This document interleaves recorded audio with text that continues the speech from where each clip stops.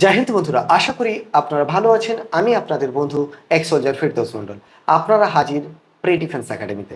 বন্ধুরা, pre defence একাডেমিতে আজকের আমার এমন একজন স্টুডেন্ট এসছে যার তিনটে মামাই কিন্তু প্রতিষ্ঠিত। দুটো মামা পুলিশের সার্ভিস করে এবং বর্তমানে যিনি আমার কাছে এনেছেন তিনি একজন মামা, তিনি স্কুল সার্ভিস কমিশন অর্থাৎ শিক্ষক, একজন শিক্ষক হিসাবে তিনি এখন বর্তমানে তার জীবন অতিবাহিত করছেন। তো সর্বপ্রথম আমি স্যারের সঙ্গে কথা বলবো এবং স্টুডেন্টের সঙ্গে কথা বলবো।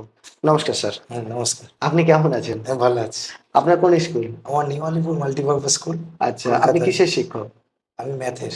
ম্যাথে? ম্যাথস। তাহলে তো আমাদের ম্যাথ শেখাতে হবে মাঝে মাঝে। চলে যাবো তো। সে ঠিক আছে। কাছে আছে কিন্তু। স্যারের বাড়ি একদম আমাদের একাডেমি থেকে পায়ে হেঁটেও যাওয়া যাবে, অর্থাৎ রবীন্দ্র ভবন, এটি বারুইপুরের অন্তর্গত, নিউ ইন্ডিয়ান মাঠের কাছে। আর ভাগনার বাড়ি কোথায়? ভাগনা মানে আমরা তিন তিন মামা মানে সুভাষগ্রামেই থাকতাম। আমি বিয়ের পরে এখানেই চলে এসেছি ঘর একটা কিনে। আর দুই মামা আছে, দুই মামা পুলিশ। বড় মামা আছে পাঁচদ্রোণী থানা, আর ছোট মামা আছে শিয়ালদা কোর্টে। আচ্ছা, যাই হোক, মোটামুটি আপনারা তিন ভাই।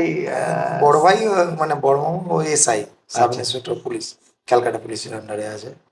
উনি আর গাইড করে আপনাদের জায়গা করেছেন। হ্যাঁ, এবার ভাগনাকে আমরা ছোটবেলা থেকেই এনেছি, এনে গ্রামে থেকে এখানে যাতে প্রতিষ্ঠিত হয়, পড়াশোনাটা করে। ওই ও কি পড়াশোনা পড়াশোনা এখানেই করেছে? ও সুভাষগ্রাম স্কুলেই করেছে। মানে ওই সুভাষগ্রাম যে কোদালিয়া গোদালিয়া প্রসন্ন যেটা, বঙ্গ স্কুলটা, ওটা সবচেয়ে পুরানো স্কুল ওই স্কুলেই পড়াশোনা। তারপরে এইচএসটা বাবা মার কাছে, ও বাবা মা অনেকদিন বললো থাক আমার শ্যাম বসুর চক হাই স্কুল, যেটা ওদের কালিকা বিদ্যাপীঠ। ওটা কোন জায়গায় তোমাদের বাড়িটা? শ্যাম বসুর চক, কুলপি থানার কুলপি, আন্ডারে। কুলপি থানার অন্তর্গত। আমাদের দেশবাড়িও কুলপি, আচ্ছা, একদম থানার সামনেই। মানে যে কজন সফল হয়েছে তারা বেশিরভাগ ক্ষেত্রে এই যাত্রা, আপনার যেমন নিউ আলিপুর নিউ যাতায়াত আলিপুর তো সম্ভব না। সম্ভব নয়, তাই সেই উদ্দেশ্যে এখানে ওই বাবা সার্ভিস করতেন। বাবা স্কুল কাউন্সিলে সার্ভিস করতেন, প্রাইমারি স্কুল কাউন্সিল বালিগঞ্জে, যেটা তা ওখানে ল্যান্ড একটা কিনেছিলেন মানে লোন করে। আমরা তিন ভাই মিলে চাকরি ওই ঘরটা করেছি। আচ্ছা, এখন বাবা মা এখানে থাকে, সকলেই এখানে থাকে। আর দেশ বাড়ি যেমন আছে আছে, আবার যাওয়া হয় মাঝে মধ্যে। জায়গা জমি আছে তাহলে। জায়গা জমিও রয়েছে, চাষবাস এই মুহূর্তে হচ্ছে না আমি যে টুকটাক। জিনিসটি সবসময় বলতে চাই সেটা খেয়াল করবেন। আজকে একটা জিনিস বোঝা গেল, বাবা সার্ভিস করতেন, বাবার সার্ভিস করার পরে তিনটি সন্তান, তাদের তিনজনকেই সার্ভিস করিয়েছেন। এবং মামা এই মুহূর্তে ও এইচএস পরীক্ষা দিচ্ছে, আমি অনেকে ডিস্টেন্সে পড়তে বললাম, ওকে গাইড করছেন। এই যে এতগুলো সার্ভিস হলো কেন, এর পিছনে মেইন কারণ বাবা জানেন সার্ভিসটা কি করে করাতে হয়, তিনি গাইড করেছিলেন। গাইড যখন তিনি বড় ছেলেকে সার্ভিস করাতে পেরেছেন, তখন বাবা এবং বড় ছেলে বা আপনার বড় ভাই মিলে বাকি যে পার্সন গুলো হ্যাঁ, ছিলেন হ্যাঁ, তাদের গাইড করেছেন, এবং একটা বিশ্বাস যে দাদা পেয়েছে মানে আমি পাবো। হ্যাঁ। তো এই যে একটা জিনিস থাকে, এই যে হোস্টেলে অলরেডি আমার একজন হারান সর্দার বলে একটি ছেলে চাকরি পেয়ে গেছে, সে জয়েনিং করবে আর কয়েকদিন পরে। তাহলে সে পেয়েছে, এটা দেখে অন্য ছেলেরা কিন্তু অনুপ্রাণিত হবে। অবশ্যই। তো এইটাই ব্যাপার থাকে, এই লাইনে কোনো স্টুডেন্ট ফেল করে না, মানে চাকরি পায় না এমন হতে পারে না, তাকে লেগে থাকতে হবে অবশ্যই অ্যাডভান্স। যেমন এই ভাইটি, এর 18 এবং এখনো। আমি দাদার সঙ্গে করেছি, দাদা তো জানে এই পুলিশ লাইন।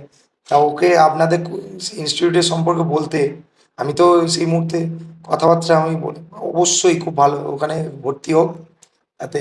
আর আপনার যা সুপরামর্শ পেয়েছি, খুব ওই বিশেষ করে ওর থ্যাংক ইউ। মতামত যেটা, যে আমার খুব ভালো লেগেছে, ওখানে ভর্তি হবে কলেজে। আমি এখন পড়ব না, আমার পড়ুক, 4 বছরের আগেও চাকরি লাগবে। ওই যে সেটাই। 4 বছর কলেজে পড়বো, পড়ার পরে চাকরির জন্য ছুটবো, আর এখন থেকে থাকলেও 2 বছরের মধ্যে চাকরি পেয়ে যাবে। তো এবং তারপরে ডিস্টেন্সে পড়বে, গ্র্যাজুয়েশন হয়ে যাবে, তারপর মানসিকতা অফিসার হয়ে পুরো যাবে। একদম এইদিকে অ্যাটেন্টিভ হয়ে যায়।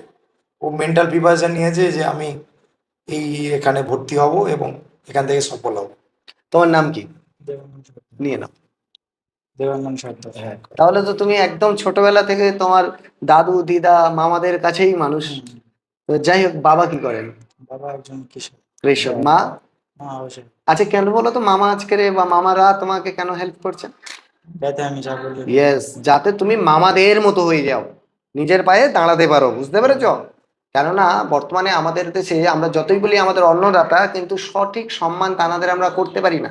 কারণ তানাদের এমন কন্ডিশন বর্তমানে এসে গেছে, ওই একবারই চাষ হয়, তারপরে কিন্তু বাকি সময়টা বসে থাকতে হয়। আমার বাবাও একজন শিক্ষক, কৃষক।